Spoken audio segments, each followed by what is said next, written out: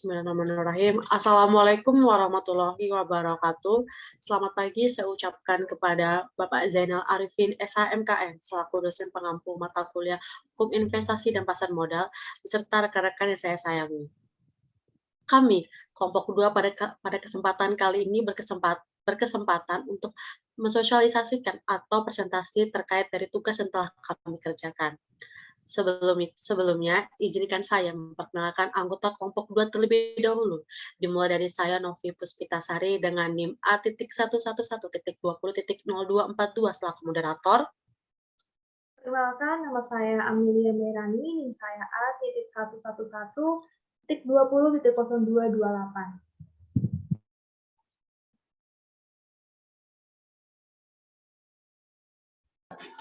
Perkenalkan, nama saya Muhammad Nurdin dengan NIM A.111.20.0023. Perkenalkan, nama saya Lukas Surya Elang Pradipta dengan NIM A.111.20.0189. Perkenalkan, nama saya Dimas Raka Putra dengan NIM A11.20.0248.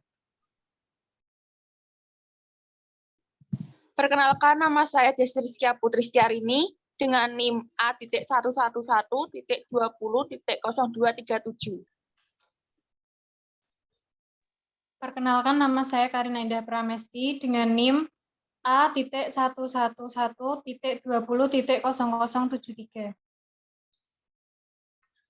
Pasar modal atau capital market merupakan pasar untuk berbagai instrumen keuangan jangka panjang yang bisa diperjualbelikan, baik surat utang atau obligasi, equity atau saham, reksadana, instrumen derivatif maupun instrumen lainnya. Seperti yang kita ketahui, di antara instrumen keuangan diperdagangkan di pasar modal Indonesia, saham merupakan produk yang paling banyak diminati oleh masyarakat Indonesia karena tingkat return yang dihasilkan lebih tinggi. Maka dari itu, kelompok 2 pada kali ini mengusung tema saham sebagai pembahasan atau tugas dari kami. Untuk pembahasan saham yang lebih detail dan rinci akan dipresentasikan oleh rekan-rekan saya. Kepada rekan saya, Amelia Merani, saya persilakan. Oke, terima kasih kepada Novi Puspita selaku moderator. Perlu diketahui oleh teman-teman semua bahwa saham ini merupakan salah satu media investasi yang memiliki tingkat keuntungan dan kerugian yang cukup tinggi daripada media investasi yang lain. Maka dari itu, sebelum teman-teman terjun nih ke saham, teman-teman perlu mengetahui seluk-beluk saham itu terlebih dahulu, agar teman-teman ini tidak mengalami kerugian yang tidak diinginkan. Maka dari itu, saya, Amelia Merani, akan menjelaskan sedikit mengenai gambaran secara umum apa sih itu saham. Jadi, saham itu merupakan suatu surat berharga yang menunjukkan surat kepemilikan bagi seseorang atau badan terhadap suatu perusahaan atau perseroan terbatas atau sering disebut dengan emiten. Saham ini menyatakan bahwa pemilik saham tersebut adalah juga pemilik sebagian atau beberapa bagian dari perusahaan tersebut. Jadi, apabila terdapat suatu investor yang membeli saham, maka investor tersebut memiliki hak sebagian atau berapa persen dari perusahaan yang terkait tersebut. Kemudian, saham ini berwujud lembaran kertas yang menerangkan bahwa pemilik kertas tersebut merupakan pemilik perusahaan yang menerbitkan kertas tersebut. Dengan kata lain, seperti kita saat menabung di suatu bank, setelah kita menabung, kita mendapatkan suatu slip lembaran penyetoran, maka dalam investasi saham ini kita tidak mendapatkan slip penyetoran, tapi kita mendapatkan selembaran saham yang menunjukkan bahwa kita memiliki hak beberapa persen atau sebagian terhadap perusahaan yang terkait. Sedikit gambaran mengenai saham yang saya sampaikan, semoga dapat diterima. Kemudian saya kembalikan kepada moderator. Terima kasih.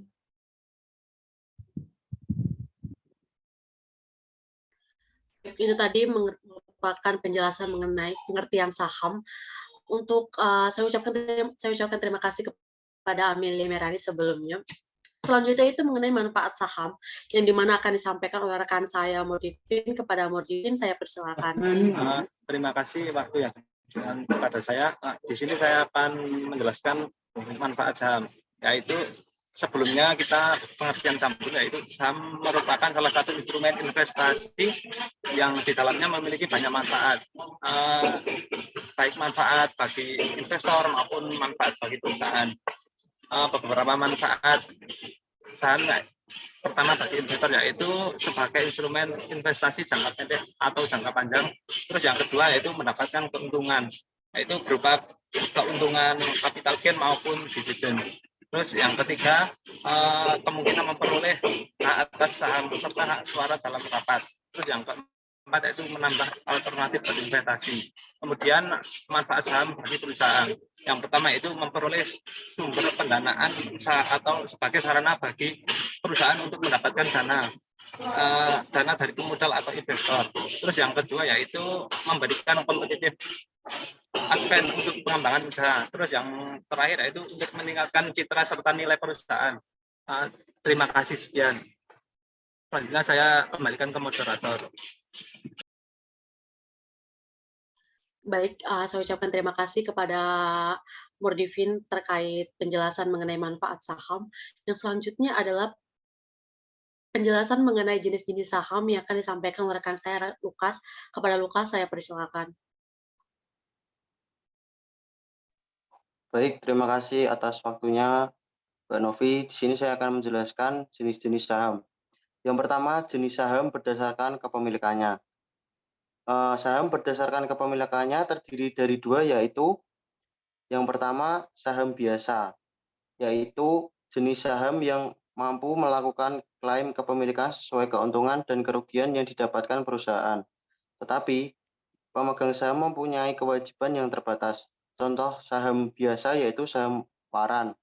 Yang kedua ada saham preferen, yaitu jenis saham gabungan antara saham biasa dan obligasi. Secara keseluruhan mirip seperti saham biasa. Perbedaannya hanya pada tingkat suku bunga keuntungan yang diperoleh. Contoh seperti WSBP dan ASII. Yang kedua ada jenis saham berdasarkan cara pengalihannya. Jenis saham berdasarkan cara pengalihannya terbagi menjadi dua, antara lain yang pertama ada saham atas unjuk, yaitu saham yang nama kepemilikannya tidak tertulis dalam lembar kertas agar jenis saham ini mudah dipindahtangakan. Yang kedua ada saham atas nama, yaitu kepemilikan saham terbukti pada nama yang tertulis di surat berharga, sehingga cara pengalihannya harus melalui prosedur hukum untuk melakukan balik nama saham. Lalu yang ketiga ada jenis saham berdasarkan kinerja perdagangan.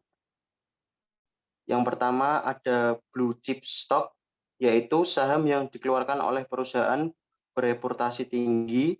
Perusahaan yang mengeluarkan saham blue chip biasanya sebagai petinggi di industri tersebut dan mempunyai penghasilan yang stabil serta konsisten dalam membayar bagi hasil.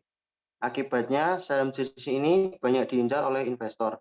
Yang kedua ada income stock, yaitu saham unggulan yang selalu membayar dividen atau laba lebih besar dari rata-rata dividen yang dibayarkan periode sebelumnya. Sehingga saham jenis ini biasanya memiliki pendapatan yang selalu meningkat tiap periode. Mungkin itu yang bisa saya jelaskan dari jenis saham. Saya kembalikan ke moderator. Terima kasih. Baik, ucapkan terima kasih kepada Lukas atas penjelasan mengenai jenis-jenis saham. Untuk selanjutnya itu mengenai mekanisme perdagangan saham di Indonesia akan disampaikan oleh rekan saya Dimas Raka. Kepada Dimas Raka, saya persilakan. Terima kasih. Saya akan menjelaskan mekanisme perdagangan saham di Indonesia. Proses mekanisme perdagangan ini dibagi menjadi dua bagian, yaitu multilateral dan bilateral. Multilateral adalah suatu mekanisme transaksi jual atau beli antara banyak pihak dengan sistem tawar-menawar secara terbuka di Indonesia. Sedangkan bilateral adalah transaksi yang hanya dilakukan oleh satu pihak dengan satu pihak yang biasanya terjadi di luar atau dikenal dengan over the counter atau yang bisa disebut OTC. Tahapan transaksi pada jam bursa ada 3 bagian, yaitu 1. Pra-pembukaan. Pra-pembukaan, kamu bisa mulai memasukkan penawaran baik jual atau beli. Pada proses ini, anggota bursa akan memasukkan dan meneruskan orderan kamu ke sistem pada pukul 08.4500 sampai 08.5900. Dan judge melakukan proses pembentukan harga pembukaan dan mempertemukan penawaran jual dengan permintaan beli pada harga pembukaan berdasarkan price dan time priority. 2. Proses transaksi. Bagi kamu yang bertransaksi jual beli saham, bisa dimulai ketika market buka pada jam 9 waktu Indonesia Barat di perdagangan bursa. Waktu proses transaksi dibagi menjadi 2 sesi, yaitu sesi pagi dan sesi siang untuk pasar reguler dan pasar negosiasi. Sedangkan pasar tunai hanya diperdagangkan oleh satu sesi saja. 3. Pra-penutupan. Pada proses ini, kamu bisa membeli saham di harga penutupan. Tapi tergantung ya, harga close berakhir di over atau justru berakhir di posisi bid. Jika posisi over, artinya kamu masih bisa membeli langsung saham yang kamu mau di harga close yang terbentuk. Proses ini berlangsung selama 14 menit saja pada pukul 15.0100 sampai 15.1500. Hanya akan mempertemukan penjual dan pembeli saja, berdasarkan time priority saja, karena harga close yang terbentuk tidak bisa berubah lagi. Sekian, itu yang saya jelaskan tentang mekanisme perdagangan saham di Indonesia. Saya kembalikan ke moderator. Baik, itu tadi mengenai penjelasan. Ucapkan terima kasih sebelumnya kepada Dimas Raka. Itu mengenai mekanisme perdagangan saham di Indonesia yang dijelaskan secara rinci. Untuk penjelasan selanjutnya itu mengenai dividen yang akan disampaikan oleh rekan saya Desti. Kepada Desti saya persilakan.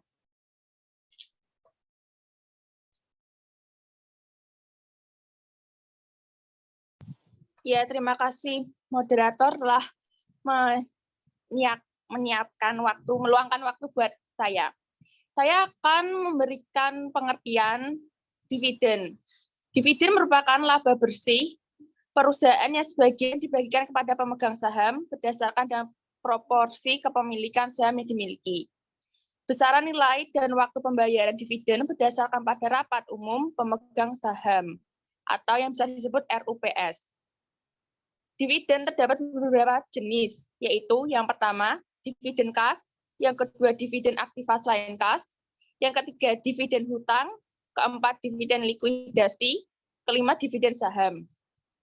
Dalam pembayaran dividen terdapat beberapa tahapan atau prosedur, yaitu yang pertama, tanggal pengumuman, yang kedua, cum dividend date, yang ketiga, tanggal pencatatan pemegang saham, keempat, tanggal pemisahan dividen, dan yang terakhir, tanggal pembayaran. Kebijakan dividen. Kebijakan dividen merupakan sebuah keputusan yang diambil oleh perusahaan terkait dengan dividen. Apakah laba akan dibagi kepada pemegang saham, ataupun investor dalam bentuk dividen, atau laba akan ditahan sebagai laba yang ditahan untuk pembiayaan investasi di masa yang akan datang. Terdapat 3 jenis kebijakan dividen, yaitu yang pertama, kebijakan dividen pembayaran rasio konstan, yang kedua, kebijakan dividen teratur, yang ketiga, kebijakan dividen rendah, teratur, dan ditambah ekstra. Faktor-faktor yang menentukan kebijakan dividen antara lain, yang pertama, peraturan hukum, kedua, posisi likuiditas, yang ketiga, perlunya membayar kembali pinjaman, keempat, keterbatasan karena kontrak pinjaman, kelima, tingkat perluasan harta, keenam, tingkat keuntungan, ketujuh, stabilitas keuntungan, ke-8, pintu pasar modal, dan yang terakhir, laba yang diperoleh berusaha untuk dibayarkan kepada pemegang saham. Dividend payout ratio. Dividend payout ratio ini merupakan perbandingan antara dividen yang dibayarkan dengan laba bersih yang didapatkan perusahaan. Jadi, semakin tinggi rasio pembayaran dividen akan menguntungkan untuk pihak investor, tapi tidak berlaku untuk perusahaan karena akan memperlemah keuangan perusahaan. Tetapi malah sebaliknya, semakin rendah dividen payout ratio akan memperkuat keuangan perusahaan dan akan merugikan para investor. Karena itu, dividen yang dihadapkan investor tidak sesuai yang diharapkan. Cash ratio. Cash ratio merupakan salah satu ukuran dari rasio likuiditas. yang merupakan kemampuan perusahaan memenuhi kewajiban jangka pendeknya melalui sejumlah kas dan serta kas seperti giro atau simpanan lain di bank yang dapat ditarik setiap saat yang dimiliki oleh perusahaan. Current ratio. Current ratio merupakan kemampuan perusahaan untuk memenuhi kewajiban jangka pendeknya melalui sejumlah aktiva lancar yang dimiliki oleh perusahaan. Debt to equity ratio. Rasio ini mengukur seberapa jauh perusahaan dibiayai oleh hutang, di mana semakin tinggi nilai rasio ini menggambarkan segala yang kurang baik bagi perusahaan. Growth. Growth menunjukkan pertumbuhan aktiva, di mana aktiva merupakan yang paling sering digunakan untuk aktivitas operasional perusahaan. Jadi semakin cepat pertumbuhan perusahaan, membuat perusahaan membutuhkan banyak biaya untuk membiayai pertumbuhannya tersebut. Firm size. Ukuran perusahaan merupakan faktor penting dalam pengambilan keputusan investor untuk berinvestasi pada suatu perusahaan. Karena besar kecilnya suatu perusahaan berpengaruh terhadap dividen yang akan dibayar kepada investor. Sekian yang bisa saya sampaikan. Saya akan kembalikan kepada moderator. Terima kasih.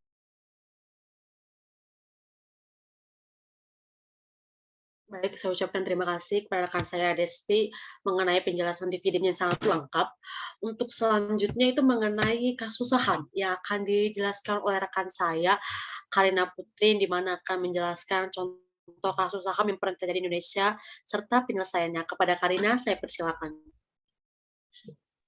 Baik, saya akan menjelaskan tentang kasus investasi bodong binomo. Investasi bodong binomo bermula ketika 8 orang korban mendatangi Badan Reserse Kriminal Polri untuk memberikan laporan pada 3 Februari 2022. Influencer Indra Kents menjadi tersangka karena perannya sebagai mitra aplikasi investasi ilegal binomo. Disusul Doni Salmanan yang juga menjadi tersangka untuk investasi bodong dengan aplikasi Quotek. Pada tanggal 24 Februari 2022, Indra ditetapkan sebagai tersangka dan ditahan di Bareskrim Polri. Semua asetnya disita, tercatat total aset Indra yang telah disita senilai 43,5 miliar. Penyelesaian kasus. Upaya yang dapat dilakukan untuk menanggulangi investasi bodong di internet ada dua sisi, yaitu sisi pengaturan yang harus lebih tegas dari sisi investor yang harus tetap berhati-hati dalam memilih dan melakukan investasi di internet, sehingga tidak terjebak dalam investasi bodong. Melalui otoritas jasa keuangan yang terus berupaya mencegah timbulnya kerugian masyarakat akibat dari penawaran investasi bodong. Tindakan preventif yang dilakukan oleh OJK diharapkan bisa mencegah kerugian masyarakat serta meningkatkan kepercayaan masyarakat terhadap produk dan jasa industri sektor keuangan. OJK memperkenalkan produk-produk dan layanan jasa keuangan yang dapat menjadi sarana investasi yang aman sekaligus menguntungkan bagi masyarakat. Selain itu, OJK juga sudah memblokir beberapa situs yang bermuatan penawaran kegiatan investasi bodong.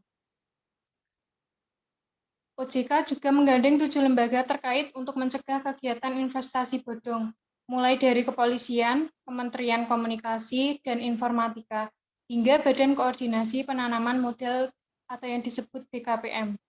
Koordinasi antar lembaga ini dilakukan dengan rutin menggelar pertemuan untuk mencegah praktik investasi bodong di Indonesia. Sekian penjelasan dari saya kembalikan kepada moderator.